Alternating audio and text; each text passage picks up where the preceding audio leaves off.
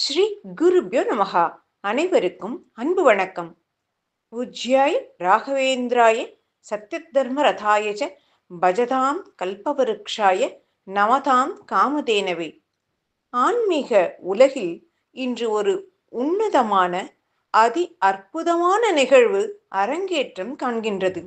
இந்த கலியுகம் கொண்டுள்ள லட்சோப லட்சம் ஆண்டுகளில் புவியில் ஜீவன்கள் அடைகின்ற எத்தனையோ பிறவிகளில் மிகவும் அரிதான மானிட பிறப்பெடுத்து கோடி கோடி மானிடரில் ஜோதியாய் மிளிர வந்து பல ஜென்ம புண்ணியங்கள் பலன்களாய் கூடி நின்று மகோன்னத மகான் ஸ்ரீ ராகவேந்திரரை குருவாக மனதில் ஏற்று திருமண பந்தத்தையும் தெளிவாக தவிர்த்து நின்று சிறு வயதிலேயே மனதை பக்தியிலே திளைக்க வைத்து காசி செல்ல உத்தரவாகி கங்கையில் மூழ்கியெழ பரமசிவனார் காட்சி தந்து பரிபூரண ஆசி தந்து, நீ சாதாரண பெண் அல்ல, இந்த மண்ணின் பெருமையை உணர்த்த வந்த பொன் என்று அருள் உரைக்க, அவ்வாறே அன்று முதல் தீவிரமாய் களம் இறங்கி என்ன செய்தல் வேண்டும் என்று மனம் குழம்பி நின்றபோது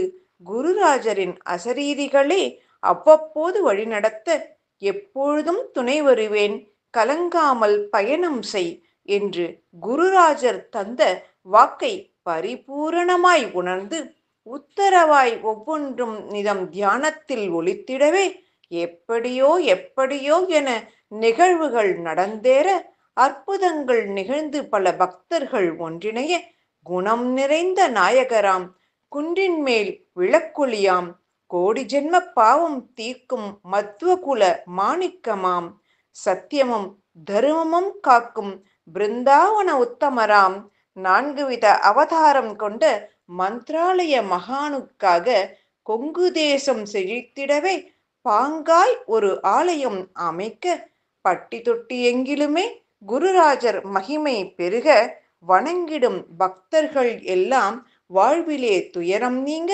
நிறைவான வாழ்வும் பெற பிரார்த்தனைகள் பலவும் செய்து இன்று மண்ணும் பொன்னும் இன்னும் எல்லாம் துறந்து நின்று குருவருள் நிறைந்ததாலே இறைவனே உறவாய் பெற்று அன்னை கோபிகாவாக 1000 ஆண்டுகள் வாழ்ந்து அறங்கள் பல பல செய்து அனைவரையும் வாழ்விக்க வேண்டும் என்று வேண்டுதல் வைக்கின்றேன். அம்மா, உமக்கு என் வணக்கமும் சமர்ப்பிக்கின்றேன். ஏழைகள் வாழ்வில் தாங்கள் ஒளி தீபம் ஏற்றல் வேண்டும். திருமதி லக்ஷ்மி நாராயணன், சென்னை. ஓம் சர்வே பவந்து சுகினஹ, சர்வே சந்து நிராமயாஹ, சர்வே பத்ராணி வக்ஷந்து, மா கச்சித் துக்பாக் பவேத். ஓம் சாந்தி சாந்தி சாந்தி.